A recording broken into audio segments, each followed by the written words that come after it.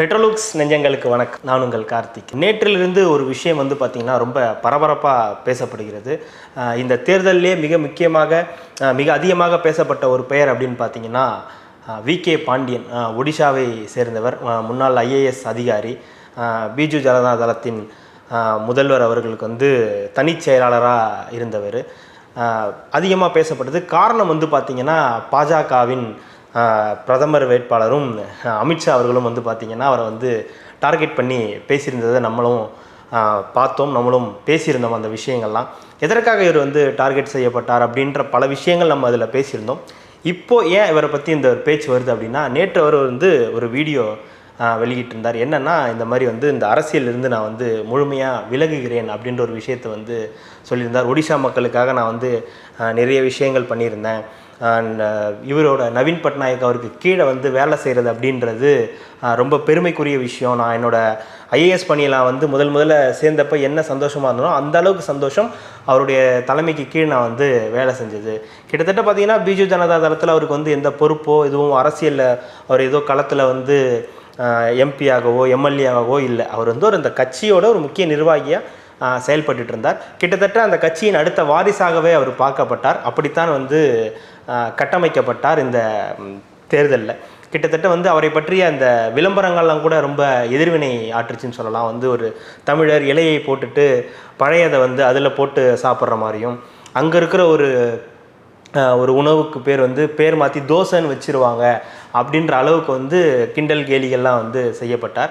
அவர் ஒரு வார்த்தை சொல்லியிருந்தார் இந்த தேர்தலில், குறிப்பாக ஒருவேளை இந்த தேர்தலில் நவீன் பட்நாயக் அவர்கள் முதல்வர் ஆகாவிட்டால் நான் என்னுடைய பணியை ராஜினாமா செய்வேன், என்னுடைய வேலை நான் விலகுவேன், அரசியலேருந்து விலகுவேன் அப்படின்ற ஒரு விஷயத்தை சொல்லியிருக்காரு. சொன்னபடியே அவரும் அதை செஞ்சுருக்காரு அப்படின்றது தான் விஷயம். யார் இந்த பாண்டியன் அப்படின்னு நம்ம பார்க்கணும் அப்படின்னா, கிட்டத்தட்ட தமிழ்நாட்டில் மதுரை மாவட்டம் மேலூரில் பிறந்த ஒரு நபர் தான். 1974 மே மாதம் 29 பிறந்த நபர் இவர். மேலூர் மாவட்டத்தில் உள்ள கூத்தப்பட்டி அப்படின்ற ஊரில் தான் இது பள்ளி படிப்பெல்லாம் முடிக்கிறாரு. மதுரையிலே உள்ள வேளாண் பல்கலைக்கழகத்தை தான் இளங்கலை பட்டம்லாம் முடிக்கிறார். அப்புறம் அங்கேருந்து இவர் என்ன பண்ணுறாரு, டெல்லி போகிறாரு. அங்கே போய் அவரோட இந்திய வேளாண் ஆராய்ச்சி நிறுவனத்தில் அவருடைய முதுகலையை முடிக்கிறார். முடித்ததற்கு பிறகு என்ன செய்கிறாருன்னா, அங்கேருந்து அவர் பஞ்சாபோட கேடர் அதிகாரியாக போகிறாரு. கிட்டத்தட்ட 2000 போகிறாரு. 2000 ஆண்டு குடிமை பணி தேர்வில் தேர்ச்சி பெற்று அங்கேருந்து பஞ்சாபுக்கு போகிறாரு. அப்புறம் பஞ்சாப்லேருந்து பார்த்திங்கன்னா 2002 ஒடிசாவில் இயற்கை பேரிடர் ஏற்படுது. அதுதான் அவரோட வாழ்க்கையிலும் மிகப்பெரிய ஒரு சம்பவமாக பார்க்கப்படுது. ஏன்னா 2002 ஒடிசாவில் ஏற்படுற அந்த இயற்கை பேரிடர் அப்படின்றது வரலாறு காணாததாக இருக்குது. அங்கே போய் அவர் திறம்பட செயல்பட்டு மக்கள்கிட்ட மிகப்பெரிய ஒரு நற்பெயரை வாங்குறாரு. விவசாயிகளோட பல கோரிக்கைகளை அவர் நிறைவேற்றி கொடுக்குறாரு. அதனாலே மக்களின் நம்பிக்கை நாயகனாக பார்க்கப்படுறாரு. அப்புறம் 2005 மயூர் மாவட்ட ஆட்சியாளராக பொறுப்பேற்கிறார். இந்த மயூர் மாவட்டம் அப்படின்றது நம்ம நவீன் பட்நாயக் அவருடைய தொகுதியாக பார்க்கப்படுது. அவர் தஞ்சம் அப்படின்ற ஒரு இடமும் அவருடைய தொகுதியாக தான் பார்க்கப்படுது. அந்த தஞ்சம் மாவட்டம் அப்படின்ற இடத்துக்கு போனதுக்கப்புறம் தான் அவருடைய வாழ்க்கையே மிகப்பெரிய மாற்றம் ஏற்படுது அப்படின்னு சொல்லலாம். என்ன காரணம்னா, மக்கள் அது வரைக்கும் அவர் மீது வைத்திருந்த அந்த நம்பிக்கை அப்படின்றது மக்களிடமிருந்து அப்படியே அது நவீன் பட்நாயக் அவர் பக்கம் திரும்புது. ஏன்னா பல இடங்களில் அவருடைய பேர் இப்போ சொல்லப்படுது. பல பணிகள் பாராட்டுக்குரியதாக மாறுது. சரி, இப்படி போயிட்டுருக்கு, என்ன நடக்கும் அப்படின்னு பார்த்தா, கிட்டத்தட்ட 2007 என்ன பண்ணுறாருன்னா, பிஜு ஜனதா தளத்தில் நவீன் பட்நாயக்கின் தனிச் செயலாளராகவே ஆகிறார். கிட்டத்தட்ட 2023 அவர் இணைகிறார் பிஜு ஜனதா தளத்தில். ஆனால் 2007 பார்த்தீங்கன்னா அவர் தனிச் செயலாளராக போய் அங்கே இருக்கார். சரி, ஏன் இவர் மக்கள் இவர் மேலே இவ்வளோ நம்பிக்கை வச்சுருக்காங்க? ஒரு தமிழர் மேலே ஒடிசா மக்களுக்கு அப்படி என்ன ஒரு நம்பிக்கை, அப்படி என்ன ஒரு அன்பு அப்படின்னு பார்த்தீங்கன்னா, இவர் கல்யாணம் பண்ணது யாருன்னா பார்த்தீங்கன்னா ஒரு ஒடிஷா பெண் தான். அவங்களுமே ஒரு ஐஏஎஸ் அதிகாரி தான். அதனாலேயே அவர் இங்கேருந்து அவங்களோட ஊர்லேயே போய் செட்டில் ஆகுறாரு. அங்கேயே அந்த வேலைகள்லாம் அவர் பார்க்குறதுனால அவங்களோட அன்பும் ஆதரவும் அவருக்கு வந்து ரொம்ப அதிகமாகவே கிடைக்குது. ஒரு தமிழராகவே இருந்தாலுமே கூட அவர் ஒரு ஒடிசா நபராகத்தான் மக்கள் அவரை வந்து பார்க்குறாங்க. சாதாரணமாக ஒரு மக்கள் ஏன் ஒருத்தர் மேலே அன்பு வைக்கணும் அப்படின்ற ஒரு கேள்வி நம்ம எல்லாருக்குள்ளேயும் இருக்கும் இல்லையா? ஆனால் அந்த மாதிரிலாம் இல்லாமல் ஒடிசா மக்களுக்கு அவர் செய்த அந்த வேலைகள் வந்து ரொம்ப பிடிச்சிருந்த காரணத்தினால, அவர் அவங்களுக்காக செஞ்ச வேலைகள் வந்து ரொம்ப பிடிச்சிருந்ததுனால அவரை வந்து ஏற்றுக்கிட்டாங்கன்னு சொல்லலாம்.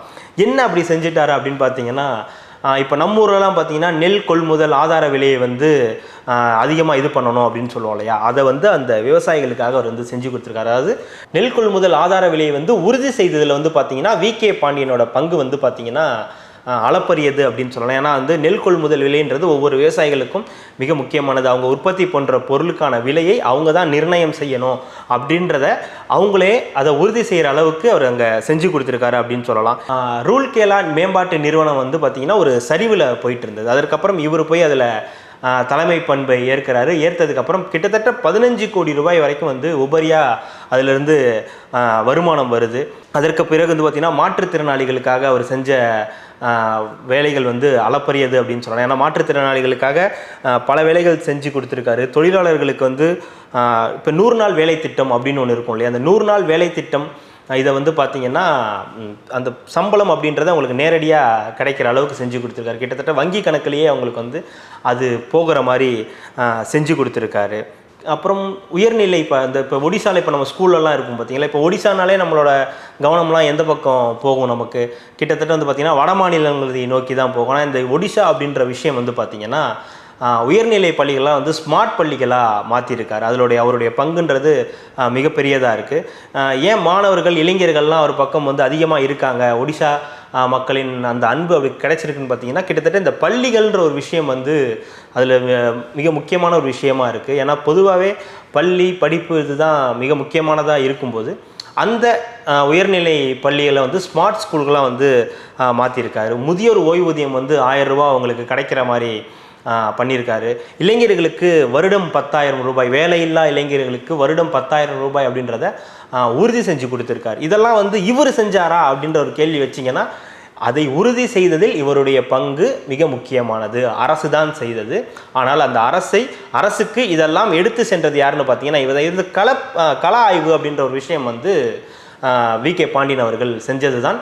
அதன் விளைவு தான் இந்த மாதிரியான விஷயங்கள், இந்த ஸ்மார்ட் ஸ்கூலாக இருக்கட்டும், மாற்றுத்திறனாளிகளுக்கான உதவிகளாக இருக்கட்டும், இல்லை முதியோர்களுக்கான அந்த உதவித்தொகையாக இருக்கட்டும், போன்ற விஷயங்கள் எல்லாமே இவருடைய கள ஆய்விலிருந்து அரசுக்கு நேரடியாக போனது. ஏன் அரசுக்கு நேரடியாக போகணும் அப்படின்னு பார்த்தீங்கன்னா, அங்கே இருந்தது அந்த ஒரு அரசு தான். கிட்டத்தட்ட 24 வருடங்களாக ஒரே முதலமைச்சர் தான், நவீன் பட்நாயக் அவர்கள் தான். அவருடைய செயலாளராக இவர் செயல்பட்டார். கிட்டத்தட்ட 2000 செயல்பட்டதுனால இதெல்லாம் அவருக்கு ரொம்ப ஈஸியாக இருந்ததுன்னு சொல்லலாம். இந்த விஷயங்கள்லாம் அவருக்கு எடுத்து சொல்கிறதுக்கும், ஏன்னா அவர் ஒரு தளபதியாக இருந்தார். நவீன் பட்நாயக்கின் அவருடைய தளபதியாக வந்து வி.கே. பாண்டியன் அவர்கள் இருந்ததுனால இது அவருக்கு ரொம்ப அதை எடுத்து செல்வது ரொம்ப ஈஸியாக இருந்திருக்கும் அப்படின்றது தான்.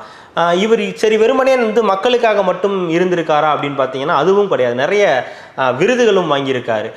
தேசிய விருதுகள் வாங்கியிருக்காரு. 2 முறை தேசிய விருது வாங்கியிருக்காரு. மாற்றுத்திறனாளிகளுக்காக செய்த விஷயத்திற்காக தேசிய விருது வாங்கியிருக்காரு.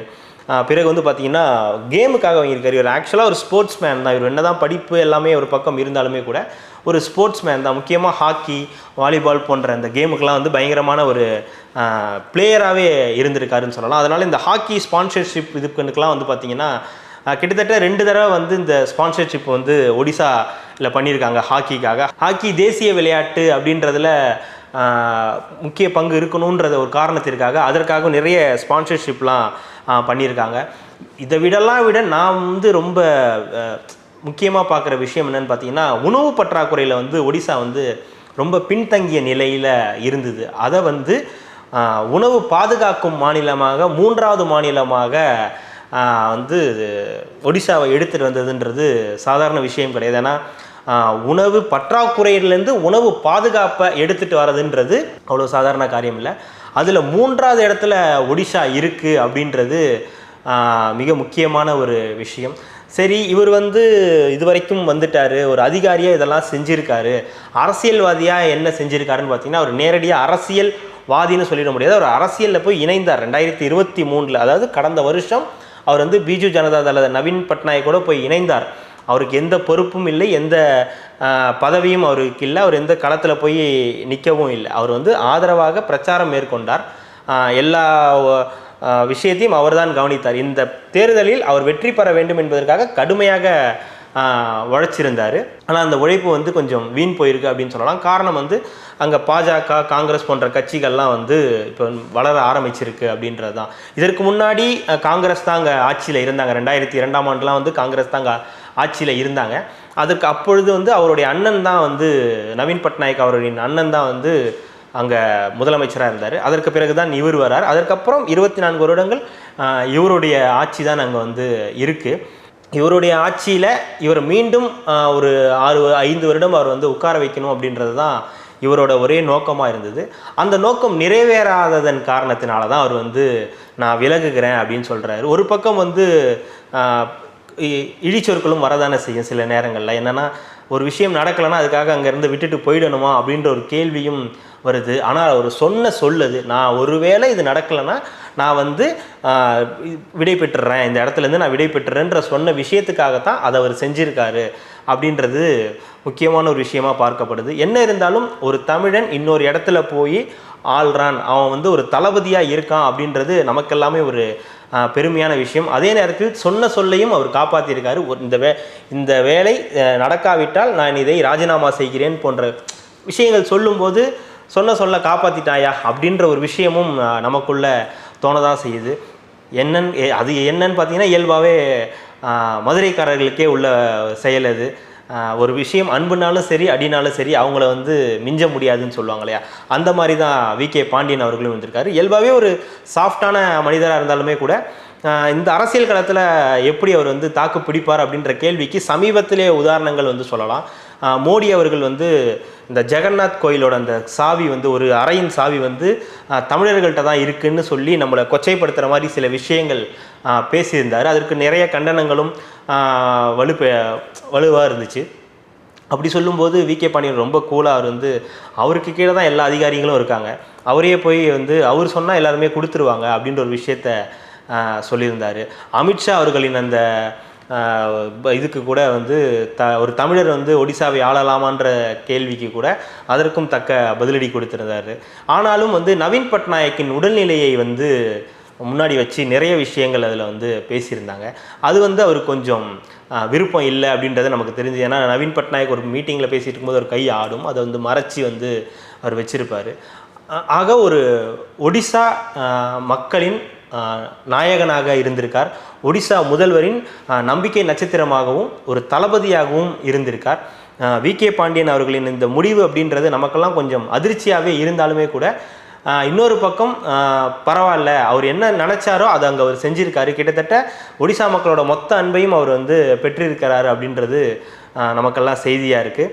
அடுத்து அவர் என்ன செய்வார், என்ன செய்ய போகிறார் போன்ற விஷயங்கள் எதுவும் இதில் அவர் சொல்லலை.